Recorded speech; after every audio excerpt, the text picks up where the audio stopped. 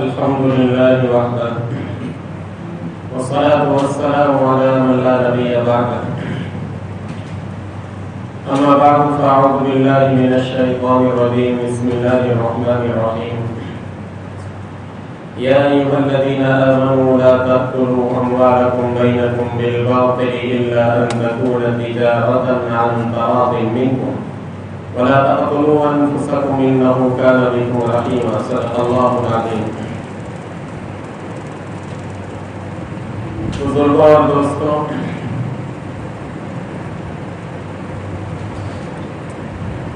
آدمی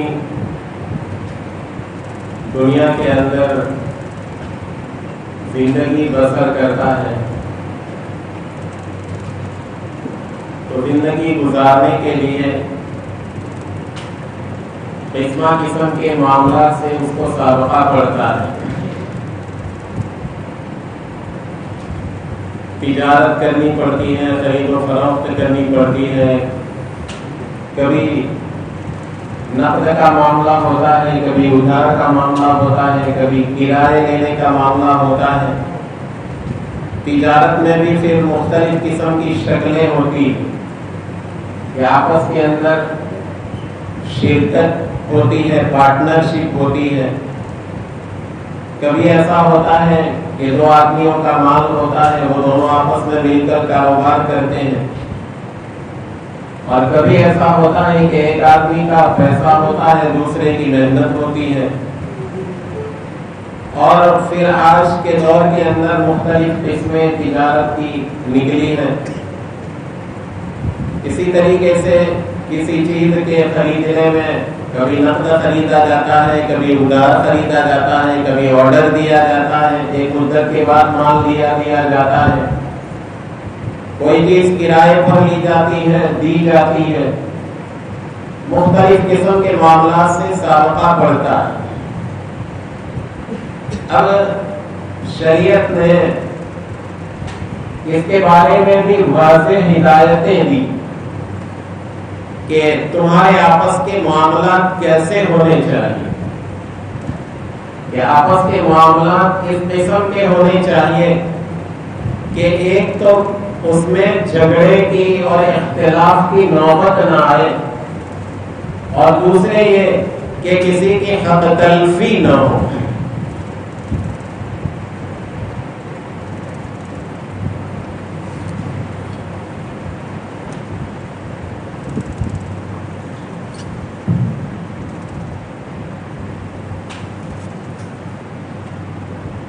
اس لیے شریعت نے آپ دیکھیں گے کہ جیسے نماز روزے کے متعلق ہدایتیں دی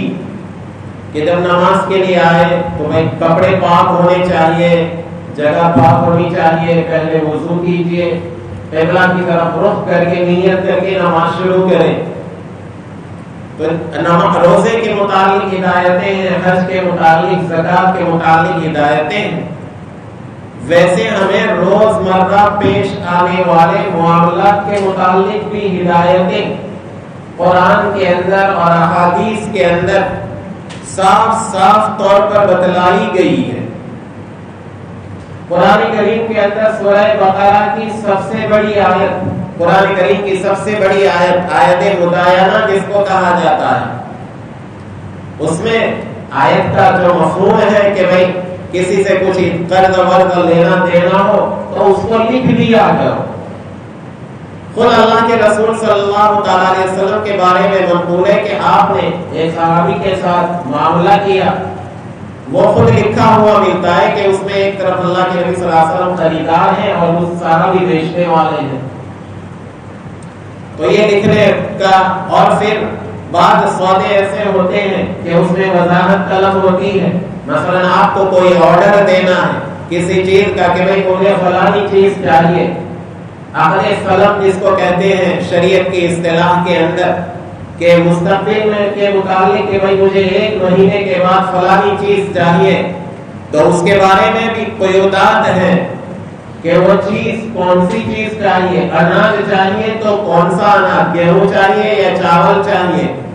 اب गेहूं آپ کو چاہیے تو کون سی قسم کے چاہیے، کون سی جگہ میں آپ کو چاہیے، اور بھاؤ تال اس کا کیا رہے گا، یہ سب ساری وضاحتیں ہونی چاہیے تاکہ بعد میں جا کے کسی قسم کا کوئی اختلاف باقی نہ رہے۔ آپ کو فقہ کے اندر جس میں قوانین اور معاملات کے متعلق بھی جس میں قوانین ضوابط موجود ہیں، باب البیع الفاسد، بیع فاسد کا باب ملے گا کہ بھئی اس قسم کے سودے یہ فاسد کہے جائیں گے، اس طرح سے بیع کرنا صحیح نہیں، کیونکہ اس طرح کے سودے اور اس طرح کے معاملات کی وجہ سے یا تو ظالمین میں سے کسی کی حق تلفی ہو رہی ہے یا یہ بات جھگڑے تک پہنچانے والی ہے۔ کسی سے قرض لے تو قرض دیا جو ہے مدت تک کے لیے لے رہا ہے، مدت طے ہونی چاہیے کہ اتنی مدت کے بعد آپ کو واپس کرنا ہوگا یا اتنی مدت کے بعد میں واپس کر لوں گا۔ اگر ادھار کوئی چیز خرید رہے ہیں آپ تو وہ طے ہونا چاہیے کہ کتنی مدت کے بعد آپ اس کی ادائیگی کریں گے، کیونکہ یہ اگر مجبور ہو اور اس کی صفائی نہ ہو تو پھر اس صورت کے اندر یہ بات حق تلفی اور جھگڑے تک پہنچانے والی ہے، آپسی اختلاف تک پہنچانے والی ہے۔ لہذا معاملات کے اندر بالکل شریعت کا مزاج یہ ہے کہ کوئی بھی معاملہ گول مول یا مجہول نہ ہو کہ جس کی وجہ سے بعد میں جا کے کوئی جھگڑا کھڑا ہو۔ بالکل بات صاف صاف ہونی چاہیے، واضح بات ہونی چاہیے، معاملہ صاف ہونا چاہیے تاکہ کسی قسم کا اختلاف اور جھگڑا نہ ہو۔ اس لیے کہ اختلاف اور جھگڑوں کی وجہ سے پھر آپس کے اندر یہ اختلاف بہت دور تک پہنچتا ہے، رشتوں کے اندر مٹھاس کے بجائے کھٹاس آتی ہے، قرب کے بجائے دوریاں آتی ہیں، اور ایک بھائی دوسرے بھائی سے، ایک بہن دوسری بہن سے، ایک رشتہ دار دوسرے رشتہ دار سے بدزن ہوتا ہے،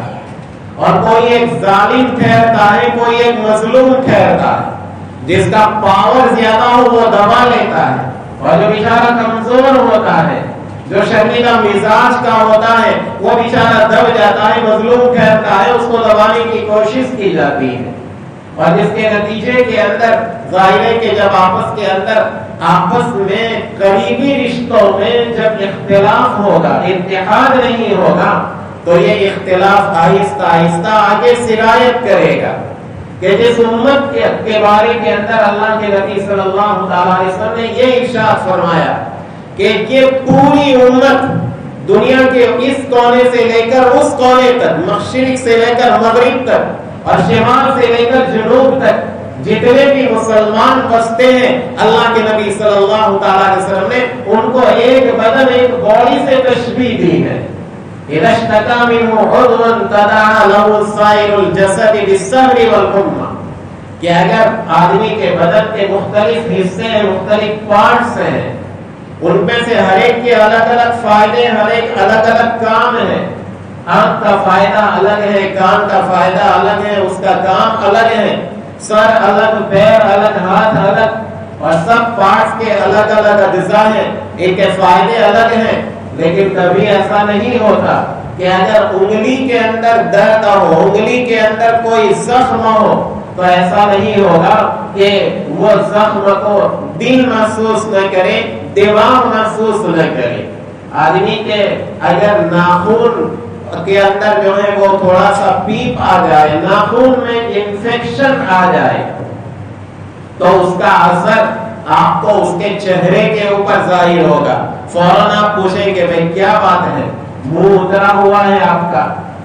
کیا تکلیف ہے، چہرے سے کچھ آثار تکلیف کے نظر آ رہے ہیں۔ اب ظاہر ہے کہ ناخن اور چہرہ کا بظاہر دونوں عضو الگ الگ ہیں، لیکن ناخن میں تکلیف ہے جس کی وجہ سے چہرے پر اس کا اثر ہے۔ تو یہ اللہ کے نبی صلی اللہ علیہ وسلم نے یہ تشبیہ دی ہے کہ ایک پوری انسان، مسلمان، پوری قوم جو ہے وہ شمال سے لے کر جنوب، مشرق سے لے کر مغرب تک، ان سب کی مثال ایک بدن کی سی ہے کہ اگر ایک عضو کو تکلیف پہنچتی ہے سارا بدن بے چین ہو جاتا ہے۔ تو یہی معاملات کی صفائی نہ ہونے کی وجہ سے پھر آپس کے اندر خط تلفیاں ہوتی ہیں۔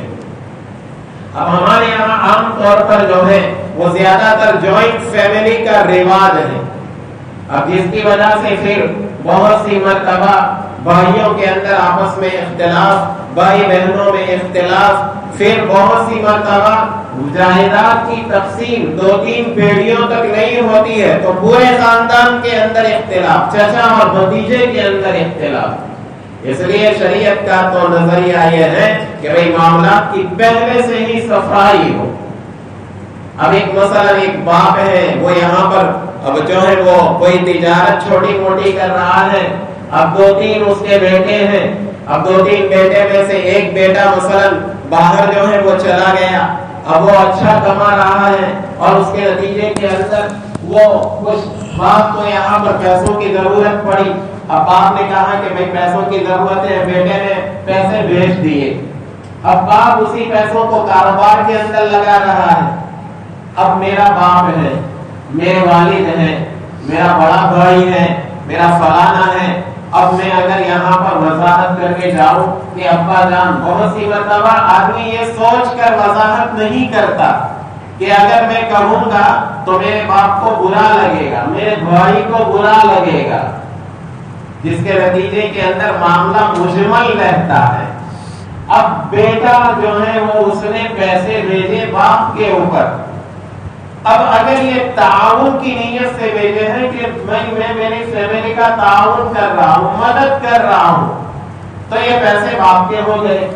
اور اس میں اس بھیجنے والے کا جو ہے الگ سے کوئی حصہ نہیں۔ اور اگر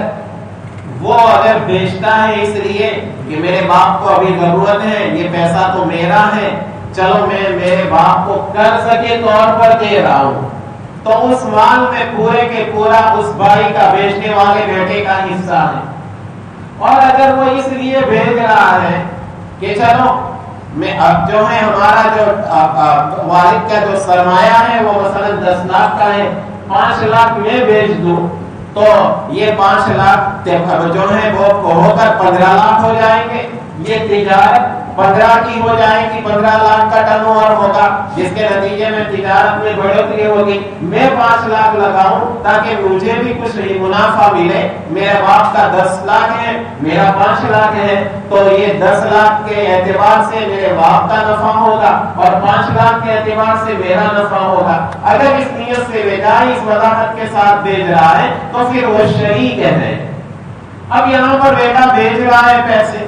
مکان بن رہا ہے، بیٹا پیسہ رہ رہا ہے، یہاں پر کوئی ضرورت پیش آئی، بیٹا پیسہ بھیج رہا ہے، کاروبار چل رہا ہے، بیٹا پیسہ بھیج رہا ہے، لیکن کوئی وضاحت نہیں کہ بھئی کیوں پیسہ بھیج، یہ کس لیے بھیج رہا ہے، کس نیت سے بھیج رہا ہے، تعاون کی نیت سے بھیج رہا ہے یا شرکت کی نیت سے بھیج رہا ہے یا قرض کی نیت سے بھیج رہا ہے، کیونکہ تینوں کا حکم الگ الگ ہے۔ اب آئے گا دارالفتاء کے اندر مسئلہ کیا اس میں جو ہے وہ بیٹے کا کوئی حق ہوگا یا نہیں؟ اب ظاہر ہے جب وضاحت ہی نہیں تو مفتی بھی کیسے جواب دے گا کہ جب کوئی وضاحت نہیں اس میں کہ نہ تعاون کی نیت ہے کہ میں میرے باپ کی یہ مدد کر رہا ہوں، ہیلپ کر رہا ہوں، نہ پارٹنرشپ کی نیت ہے، وضاحت ہے، نہ اور جو ہے یہ وضاحت ہے کہ میں یہ قرض دے رہا ہوں، تو اب مسئلہ کیسے اس کا جواب دیا جائے گا؟ اب یہ معاملہ جو ہے وہ مجمل ہونے کی وجہ سے یہ خرابی پیدا ہوتی ہے۔ ظاہر ہے کہ پھر ایسی صورت کے اندر آپس کے اندر پھر مصالحت کی ضرورت پیش آئے گی کہ چلو کوئی بیچ کا راستہ نکالو۔ اب بیچ کا راستہ بات ظاہر ہے بہت مشکل سے بہت سی مرتبہ نکلتا ہے، سال ہر سال نکل جاتے ہیں اور بہت سی مرتبہ شرما شرمی کے اندر آدمی قبول کر لیتا ہے کہ چلو جو ہے پورا نہیں ملتا تو کم از کم اتنا تو مل جاتا ہے، حالانکہ وہ پیسہ دینے والا خوش دلی سے نہیں چھوڑ رہا ہے۔ اللہ کے نبی صلی اللہ تعالی علیہ وسلم نے ارشاد فرمایا کسی کا بھی مال اس کی دینی رضامندی کے بغیر حلال نہیں ہے۔ اب یہاں شرما شرمی کا معاملہ ہو رہا ہے، میرے باپ ہے، میرا بڑا بھائی ہے، میری بہن ہے، میرا چچا ہے، اب میں صاف صاف کہوں گا تو وہ کیا سمجھے گا؟ اب بظاہر یوں سمجھ میں آتا ہے، یوں لگتا ہے آدمی کو کہ میں صاف کروں گا تو ان کو برا لگے گا، لیکن اس کے نتیجے کے اندر پھر جو اختلاف پیدا ہوگا وہ اس سے بھی زیادہ برا بن کر ظاہر ہوتا ہے، اس کا نقصان اس سے بھی بڑھ کر ہوتا ہے۔ لہذا اگر معاملات کی صفائی کی وجہ سے تھوڑی دیر برا لگ جائے، یہ بہتر ہے اس کے مقابلے کے اندر کہ پھر آپس کے اندر بھائیوں میں یا خاندانوں میں اختلاف ہو۔ اس لیے شریعت کا نظریہ یہ ہے کہ معاملات کی بالکل صفائی ہو۔ بہت سی مرتبہ ایسا ہوتا ہے کہ جوائنٹ فیملی کے اندر کہ ایک بھائی جو ہے وہ بڑا ہے، اب وہ بڑا بھائی جو ہے اپنی محنت کے نتیجے کے اندر وہ اچھا پیسہ کما رہا ہے، یہاں پر اس کے چھوٹے بھائی بہن ہیں، اب وہ تعاون کی نیت سے، ماں باپ کے تعاون کی نیت سے بھیج رہا ہے، مدد کی نیت سے بھیج رہا ہے، اور یہاں پر جو ہے اس کے نتیجے کے اندر چھوٹے بھائی بھی جو ہے وہ کیا ہے پڑھتے ہیں، اور چھوٹے بھائی بہت سی مرتبہ بڑی ڈگریاں حاصل کر لیتے ہیں، اور بڑی ڈگریاں حاصل کرنے کے نتیجے کے اندر اچھی نوکریاں ان کو مل جاتی ہیں، اور جس کے نتیجے میں پھر ہوتا یہ ہے کہ یہ چھوٹے بھائی وہ بڑے بھائی سے زیادہ مالدار ہو جاتے ہیں۔ تو اب شیطان جو ہے وہ بڑے بھائی کے دل میں بات ڈالتا ہے کہ دیکھو شیطان بھی جو ہے وہ کیا ہے دو قسم کے ہوتے ہیں، ایک تو جنات شیاطین اور ایک انسان شیاطین ہوتے ہیں۔ انسانوں میں کچھ شیاطین ہوتے ہیں جن کا کام لگائی بجھائی ہوتا ہے، جن کا کام دلوں کے اندر اختلاف پیدا کرنا ہوتا ہے، جن کا کام بھائیوں میں لڑائی پیدا کرنا ہوتا ہے، وہ پھر جو ہے وہ کیا ہے اس کے دل میں بات ڈالتے ہیں، دیکھو تو نے اتنا کمایا بھیجا، اور تو اگر نہ کماتا تو یہ تیرے بھائی نہ پڑھ پاتے آج اتنے، اس لیے یہ جائیداد جو ہے یہ مکان جو ہے یا یہ جو بھی بنا ہے وہ تو تیرے پیسوں سے بنا ہے، لہذا اس پر تیرا پورا حق ہے، یوں کر کے۔ حالانکہ اس وقت جو پیسہ بھیجا ہوتا ہے تعاون اور ہیلپ کی نیت سے، مدد کی نیت سے، میرا خاندان مضبوط ہو، میرا گھرانہ مضبوط ہو۔ ہاں اگر اس وقت وضاحت کی ہے کہ یہ پیسے میں تعاون کے طور پر نہیں قرض کے طور کے اوپر تمہیں دے رہا ہوں تو بات الگ ہے، باقی اگر تعاون کی نیت سے دیے ہیں تو پھر اس صورت کے اندر بعد میں یہ مطالبہ کرنا کہ بھائی میں نے تو اتنا خرچ کیا ہے لہذا اس میں میرا اتنا حصہ ہونا چاہیے، اس کی گنجائش نہیں نکل سکتی۔ لہذا کہنے کا مطلب میرا بس یہی ہے کہ ہمارے آپس کے معاملات یہ صاف ہونے چاہیے۔ بہت سے گھروں کے اندر، بہت سی فیملیوں کے اندر یہ جھگڑے آپس کے اندر جو گھسے ہوئے ہیں اس کی بنیادی وجہ یہ ہے کہ معاملات کی صفائی نہیں ہوتی۔ بہت سی مرتبہ اعتماد کے اوپر آدمی کام کرتا ہے کہ بھائی یہ تو میرا اپنا آدمی ہے، چلو اس کے اوپر اعتماد کر کے آدمی جو ہے وہ معاملہ کر لیتا ہے۔ اب بھی بہت سی مرتبہ اب جب ابھی 15-20 سالوں کے اندر خاص کر کے پراپرٹی کے معاملے کے اندر دیکھا گیا ہے کہ 15-20 سالوں کے اندر پراپرٹی جو پہلے کچھ لاکھ کی تھی وہ کئی کروڑ کی ہو جاتی ہے۔ اب ایسے میں بہت سے معاملات ایسے پیش آئے کہ بھائی معمولی سی قیمت کی پراپرٹی تھی لیکن جب دیکھا کہ اب اتنی مہنگی ہو گئی ہے تو اتنا زیادہ، تو اب نیتوں کے اندر تبدیلی آ گئی، نیتیں بگڑنے لگی، اب شیطان نے رال ٹپکائی اور مختلف قسم کے جو ہیں وہ دل و دماغ کے اندر فتوے سجھائے کہ بھئی یہ ہو سکتا تھا، یہ ہو سکتا تھا، اس لیے اس میں تو تیرا حق بنتا ہے۔ لہذا اس کے معاملے کے اندر قرآن کریم کے اندر ایسے ہی انما اموالکم و اولادکم فتنہ، اس کو آزمائش کی چیز کہا ہے، اس کے ذریعے اللہ میں آزما رہا ہے۔ یہ بہت سی مرتبہ چیزوں کے بھاؤ بڑھ جاتے ہیں، پراپرٹی کی ویلیوز بڑھ جاتی ہے، جس کے نتیجے کے اندر پھر آدمی حق بھائی اب یہ مجھے دے دینے کا شرعی اعتبار سے کسی کا حق بنتا نہیں ہے، لیکن ایک معمولی بہانہ بنا کر کہ بھائی یہ اس وجہ سے میرا حق بننا چاہیے، اور آدمی اس پر دعویٰ کر دیتا ہے، جھوٹا دعویٰ کر دیتا ہے۔ اللہ کے نبی صلی اللہ تعالی علیہ وسلم نے کتنی سخت وعید ارشاد فرمائی، خاص کر کے یہ زمینوں کے باب کے اندر، یہ زمینوں کے بارے کے اندر دیکھا گیا کہ جب قیمتیں بڑھ گئی وہ جو ہے اس کی پراپرٹی کی، تو لوگوں نے مختلف قسم کے ناجائز دعوے شروع کیے، یہ میرا ہے، یہ میرا ہے، کسی اور طرح سے کہیں کا بھی جو ہے وہ کیا ہے ادھر ادھر کا جو ہے وہ کیا ہے ٹیڑھا میڑھا کر کے کھینچ تان کر اپنا حق ثابت کرنے کی کوشش کی، حالانکہ اس کو پتا ہے کہ یہ میرا نہیں ہے لیکن مجھے کامیابی مل رہی ہے۔ اور بہت سی مرتبہ شیطان سجاتا ہے کچھ صدقہ کر دیں گے، کچھ اللہ کے راستے کے اندر دے دیں گے۔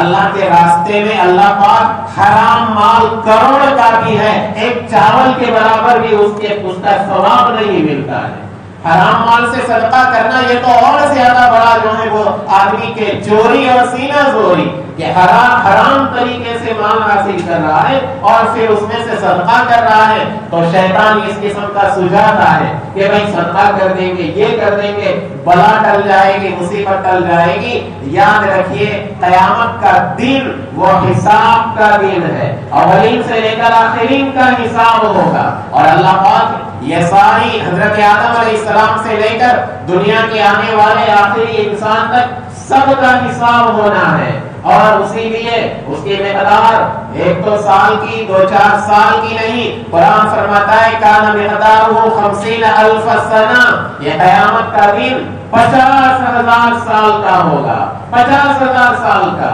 اور اس میں اللہ کے نبی صلی اللہ علیہ وسلم نے کتنی باریک بات ارشاد فرمائی، اور کتنا آپسی معاملات ایک دوسرے کے اوپر حق تلفیاں، اس کے بارے میں آپ نے کتنی حساسیت کے، کتنی نزاکت کے ساتھ آپ نے بیان فرمایا کہ اگر ایک وہ بکری کہ جس کے سینگ ہو، اس بکری کو کہ جس کے سینگ نہ ہو، اس کو مارا ہے اگر، تو اس سے بھی بدلہ دیا جائے گا۔ اب جانور تو غیر متعلق، وہاں کوئی روپیے پیسے کا معاملہ نہیں، سینگ والی بکری بغیر سینگ والی کو مار رہی ہے، وہاں پر اس کا بدلہ چکایا جائے گا۔ تو اگر کیا کسی کا ہم نے ہزاروں کی، لاکھوں کی، کروڑوں کی تعداد کے اندر اگر جائیداد ہڑپ کر لی، کیا وہاں حساب نہیں ہوگا؟ اللہ کے نبی صلی اللہ علیہ وسلم نے کتنی سخت بات ارشاد فرمائی کہ جس نے ایک بالشت کے برابر بھی زمین ناجائز طور پر ہڑپ کر لی کسی کی، 7 زمینیں کاٹ کر اس کا توق اس کے گلے کے اندر پہنایا جائے گا۔ لہذا اس کو معمولی نہ سمجھے، کسی کی حق تلفی کرنا معمولی نہ سمجھے، کہ دیکھا جائے گا وہاں پر۔ اللہ کی ذات بڑی رحیم و کریم ہے، واقعتاً اللہ کی ذات بڑی رحیم و کریم ہے، لیکن ساتھ ساتھ اللہ نے قرآن کریم کے اندر اور احادیث کے اندر اس حساب کے دن سے ڈرایا بھی ہے۔ ایھا الناس اتقوا ربکم ان زلزلۃ الساعۃ شیء عظیم، یہ قیامت کا زلزلہ یہ معمولی نہیں، بڑی خطرناک چیز ہے۔ یوم ترونھا تذہل کل مرضعۃ عما ارضعت وتضع کل ذات حمل حملها وترى الناس سکارى وما هم بسکارى ولکن عذاب اللہ شدید۔ ایسا لگے گا کہ لوگ پیے ہوئے ہیں، یہ پیے ہوئے نہیں ہوں گے، یہ اللہ کے عذاب کا اثر ہوگا۔ لہذا اس دن سے ڈر کر ضرورت ہے اس کو مد نظر رکھ کر کہ ہم اپنے معاملات کو صاف رکھیں اور ذرہ برابر کسی کی حق تلفی نہ ہو، اس کی کوشش کریں۔ بلکہ اگر جو ہے خدا نخواستہ اگر کسی کا حق ہم سے دب گیا ہے اور نادانستہ طور پر یا غفلت کی یا جہالت کی وجہ سے، انجام کی بے خبری کی وجہ سے اگر ہم نے کسی کی حق تلفی کی ہے، تو آنکھیں بند کرنے سے پہلے موقع ہے ان حقوق والوں کی حق کی ادائیگی کرنے اور اللہ سے توبہ کر لیں۔ اللہ پاک بڑے غفور و رحیم ہیں، اور جب تک ہچکی نہ آنے لگے، سکرات کا عالم طاری نہ ہو جائے، وہاں تک توبہ کا موقع اللہ کی طرف سے کھلا ہوا ہے، اس کا دروازہ۔ اور جب تک سورج مشرق کی بجائے مغرب سے نہیں نکلتا، وہاں تک توبہ کا دروازہ کھلا ہوا ہے۔ اس سے پہلے ہماری آنکھیں بند ہو، اس سے پہلے کہ سکرات ہم پر طاری ہو جائے، اس سے پہلے ضرورت ہے کہ اگر خدا نخواستہ کسی کی حق تلفی ہوئی ہو تو وہ حق تلفی دور کرنے کی کوشش کریں اور حق والے کو حق دے دیں، چاہے اس کے نتیجے کے اندر اگر آدمی کنگال ہو جائے، اگر راستے پر آ جائے تو بھی یہ سستا سودا ہے۔ اللہ پاک ہمیں عمل کی توفیق عطا فرمائے۔ سنت